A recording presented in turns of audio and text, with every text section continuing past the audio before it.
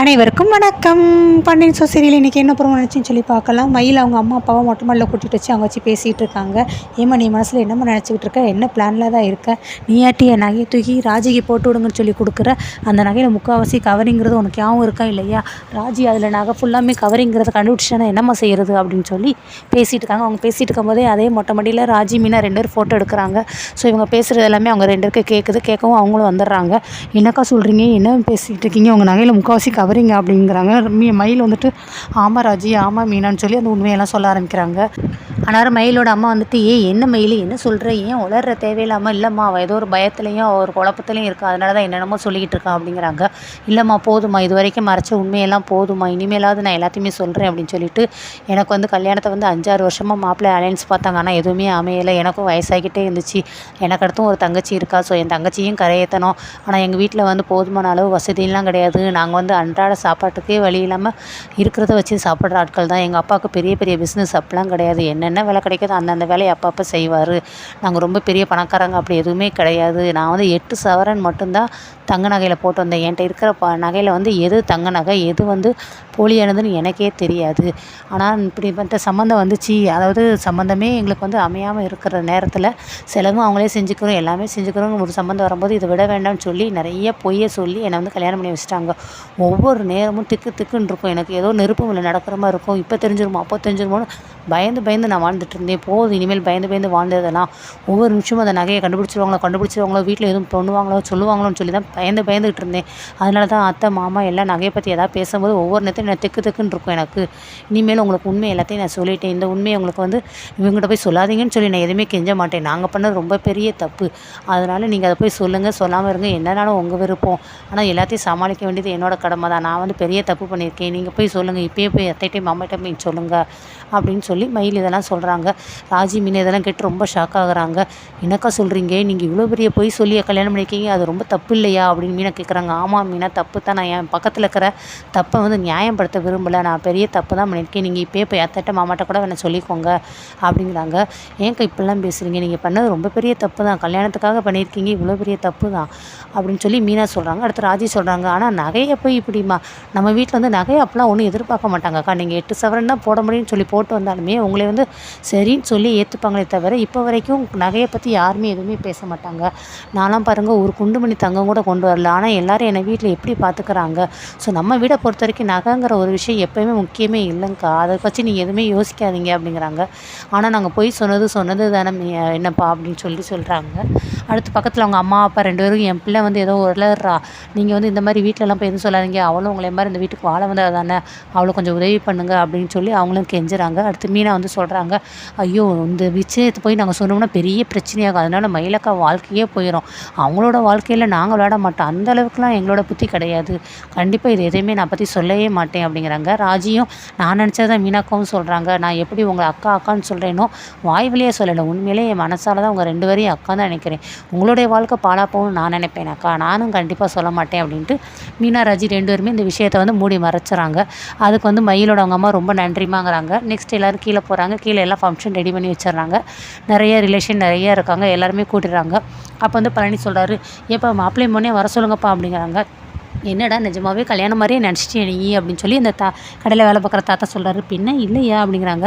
அப்போ பாண்டியன் சொல்கிறாரு, என் பிள்ளைகளோட கல்யாணத்தை தான் என்னால் பார்க்க முடியல, இப்போ நடக்கிறதையாவது நான் வந்து கல்யாணம்னு சொல்லி நான் நினச்சிக்கிறேன், அவங்கள கண்கூட நான் இப்போ பார்த்துக்கிறேன், அதில் சந்தோஷப்படுறேன்ட்டு பாண்டியன் பேசுகிறாங்க. சரி எல்லோரும் வந்துடுறாங்க. எல்லாம் ஜோடியாக வர்றாங்க. எல்லாம் சிரிச்சுக்கிட்டு இல்லை சந்தோஷமாக இருங்கப்பா, அவங்களுக்கு எல்லாம் கல்யாணம் தான் அப்படிங்கிறாங்க. அப்படியா அப்படின்ட்டு அப்புறம் எல்லோரும் உட்கார வச்சிடறாங்க. எல்லோரையும் ஃபஸ்ட்டு மாலை மாற்றுங்கன்ட்டு மாலை எடுத்து அரசு எல்லார் கையிலையும் ஒன்று கொடுக்க சொல்கிறாங்க. எல்லாருக்கிட்டும் கொடுக்குறாங்க. நெக்ஸ்ட்டு கோயில்கிட்டக்கு வந்து அந்த தாலி எல்லாத்தையும் எடுத்து கோர்த்து விட்றியம்மா அப்படிங்கிறாங்க. சரின்னு எடுத்து கோமதிகிட்ட கொடுக்குறாங்க. கோமதி எல்லாத்தையும் கோர்க்குறாங்க. அடுத்து குயிலி கையில் கொடுத்துட்டு இந்த எல்லாத்தையும் உன் தம்பி கையில் கொடுன்னு 3 பேர் கையிலையும் தாலி பிரித்து கோர்க்குறது எல்லாத்தையும் கையில் கொடுத்துட்டு தேங்காய் ஃபுல்லாக அந்த பொண்ணுங்க கையில் கொடுத்துட்டு கேட்டுங்கடா அப்படின்னு சொல்லி எல்லோரும் கொடுத்து அச்சதை எல்லாத்தையும் தூக்கி வந்து போடுறாங்க. ஓகே சூப்பர்ன்ட்டு ஃபோட்டோகிராஃபர் எல்லாருமே பயங்கரமாக ஃபோட்டோ எடுக்கிறாங்க. மீனா வந்துட்டு ஹலோ ஃபோட்டோகிராஃபர்னே, எங்களுக்கு நல்லா ஃபோட்டோ எடுங்க, கல்யாண ஃபோட்டோ தான் எங்களால் எடுக்க முடியல, இந்த ஃபோட்டோலாம் ரொம்ப நல்லா இருக்கணும், சூப்பராக இருக்கணும் அப்படிங்கிறாங்க. ஓகே மேடம் அப்படிங்கிறாங்க. அப்போ வந்து கோமதி சொல்கிறாங்க, அம்மா உங்களோட கல்யாணத்தெல்லாம் பார்க்க முடியலன்னு மாமா ரொம்ப வருத்தப்பட்டார். ஸோ இதை வந்து கல்யாணமாக நினச்சி அவர் உங்களை ஆசீர்வாதம் பண்ணுறாருன்னு. அதுக்கு என்ன மாமா சூப்பராக அப்போ நடந்த மாதிரி இப்போயும் நினச்சா போச்சு என்ன அப்படின்னு சொல்லி செந்தில் பார்க்குறாங்க. ஆமாங்கிறாங்க. ஸோ எல்லோரும் தாலி கட்டி முடிச்சிடுறாங்க. எல்லோரும் கழுத்தில் மாலையை மாற்றிக்கிறாங்க. நெக்ஸ்ட்டு குங்குமம், தாலியில் வந்து குங்குமம், நெத்தியில் இது எல்லாத்தையுமே வச்சு முடிச்சிடுறாங்க. அடுத்து எல்லோரும் எந்திச்சு ஆசீர்வாதம் பண்ணுங்க அப்படின்ட்டு வரிசை ஒவ்வொரு டிக்கெட்டாக ஃபஸ்ட்டு சரவணே, மயில் அவங்க அப்பா அம்மா காலில் விழுந்து ஆசீர்வாதம் வாங்குறாங்க. அடுத்து நெக்ஸ்ட்டு வந்து செந்தில், மீனா, நெக்ஸ்ட்டு ராஜி, கதிர் இவங்க எல்லாருமே ஒவ்வொரு காலிலே விழுந்து ஆசீர்வாதம் வாங்கிடுறாங்க எல்லாருமே. அடுத்து இங்கிட்டு மயில் அவங்களோட அப்பா அம்மாக்களில் எல்லோரும் விழுந்து பூ வச்சு அர்ச்சனை பண்ணி எல்லாமே சிறப்பாக முடிச்சிடுறாங்க ஃபங்க்ஷன் ஃபுல்லாமே. அதுக்கடுத்து வந்து மயிலோட சாப்பாடு எல்லாத்தையும் எடுத்து வச்சிடுறாங்க. படையல் எல்லாமே சாமான்லாம் ஒரு பிளேட்டில் வச்சுட்டு வெளியே வந்து வீட்டுக்கு வெளியில் கா கா கா கா அப்படின்னு சொல்லி கூப்பிட்றதுக்காக வெளியில் வர ஆரம்பிக்கிறாங்க. அதுக்கு முன்னாடி வந்து ராஜியோட வீடு அங்கே ஆப்போசிட்டில் காட்டுறாங்க. பாட்டி வந்து வெளியில் வெத்தலை தட்டோடு அந்த உட்காந்துடுறாங்க. அப்புறம் பார்த்து ராஜியோட அம்மாவும் வர்றாங்க. வந்துட்டு அவங்க மனசுலேயே ராஜியை பார்க்கணும், ராஜி எப்படியாவது பாத்திர மாட்டோமான்னு ஒரு ஆசை இருக்குது. இங்கிட்டு வந்து இப்போ ராஜியோட பாட்டி வந்துட்டு ஏதாவது ஒரு பேரனோ பேத்தியோ யாராவது வருவாங்கன்னு பார்க்குறேன், யாருமே காணுமே, வந்தால் ஒரு பார்த்தா நல்லா இருக்குமே அப்படின்ட்டு எய்த்தோட பார்த்துட்டே இருக்காங்க. கரெக்டாக அந்த நேரத்தில் மயில் வராங்க. அப்போ வந்து ராஜியோட அவங்க அம்மா பாட்டி 2 பேர் இருக்கிறத பார்த்துட்டு சிரிக்கிறாங்க. அவங்களும் காக்கான்னு கூப்பிட்டு காக்காவுக்கு சாப்பாடெலாம் வச்சுட்டு அதுக்கடுத்து வராங்க. திருப்பி அந்த பாட்டி பார்க்குறாங்க, சிரிக்கிறாங்க. அடுத்து ராஜியோட அம்மா பார்க்குறாங்க. அவங்க அப்படியே தீயில குனிஞ்சிக்கிட்டு அப்படியே செடிக்கு எல்லாத்தையும் தண்ணி ஊற்றுற மாதிரி பவலாக பண்ணுறாங்க.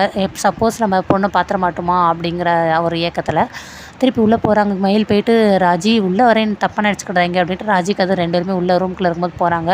இல்லை எய்த்த வீட்டில் உங்கள் அப்பத்தாவும் உங்களுடைய அம்மாவும் வெளியில் ரொம்ப நேரமாக உங்களுக்காக காத்துட்டே இருக்காங்க. நீங்கள் போய் பார்த்தீங்கன்னா அவங்கள ரொம்ப சந்தோஷப்படுவாங்க. உங்கள் அம்மாவுமே ஏதோ வேலை செய்கிற மாதிரியும் அவங்களுடைய கண்ணோட்டம் எல்லாமே இந்த வீடை பார்த்து தான் இருக்குது. ஸோ முடிஞ்ச வரைக்கும் நீங்கள் எப்படியா போய் ட்ரை பண்ணுங்க அப்படிங்கிறாங்க. சரி ஓகே அப்படின்ட்டு அவங்க வெளியில் வர்றாங்க. நீ வர்றியா கூடன்ட்டு ராஜி கேட்கவும் சரி வா நானும் வரேன்ட்டு வெளியில் வர்றாங்க. மற்றவங்க அவங்க சொல்கிறாங்க இவங்க சொல்கிறாங்க அப்படிலாம் யோசிக்காத, உன் மனசுக்கு எது தோணுதோ அதை நீ செய்யின்னு கதிர் சப்போர்ட்டாக இருக்கார். வெளியில் வரும் குயிலி உட்காந்துருக்காங்க அங்கனக்குள்ளே. ஆனால் குயில்கிட்ட கேட்குறாங்க, என்ன எங்கே போகிறீங்க அப்படின்னு சொல்லி கேட்குறாங்க. அது வெளியில் போய் ஃபோட்டோ எடுக்கலாம் அப்படின்ட்டு. ஃபோட்டோவா நானும் வர்றேன் அப்படின்ட்டு பக்கத்தில் அரசி சொல்லிடுறாங்க. ஏய் அவங்க புருஷ முன்னாடி ஜோடியாக போய் ஃபோட்டோ எடுக்கிறாங்க, அதில் எதுக்கு நீ குறுக்கு, நீ பேசாமல் இங்கே இரு, நீங்கள் போங்கடா நீங்கள் போய் ஃபோட்டோ எடுங்கடா அப்படின்ட்டு குயிலை அனுப்பி விட்றாங்க. அவங்க 2 பேரும் வெளியில் போய் ஃபோட்டோலாம் எடுக்கிறதுக்காக போகிறாங்க. கரெக்டாக ராஜி அம்மா ராஜியோட பாட்டி எல்லோரும் பார்த்துட்டு ராஜிக்கு அவ்வளோ சந்தோஷமாக இருக்குது. ராஜி ரொம்ப ஹாப்பியாக இருக்காங்க. அவங்க 2 பேரும் பக்கத்தில் நின்று ஜோடியாக பார்க்குறாங்க. பார்க்கறதுக்கே ஜோடி பொறுத்து ரொம்ப அருமையாக இருக்குது. அடுத்து ராஜி அப்பத்தா வந்து அங்கேருந்தே ஆசீர்வாதம் பண்ணி அங்கேருந்து திருஷ்டியெல்லாம் கழித்து சொடக்கெல்லாம் போடுறாங்க. அவங்க அம்மாவும் பார்த்து கண்கலங்குறாங்க. அவங்களுக்கு ரொம்ப சந்தோஷமாக இருக்குது. கரெக்டாக புல்லட் வண்டி சத்தம் கேட்குது. யாருன்னு பார்த்தா ராஜியோட அப்பா புல்லட் வண்டியில் வராரு.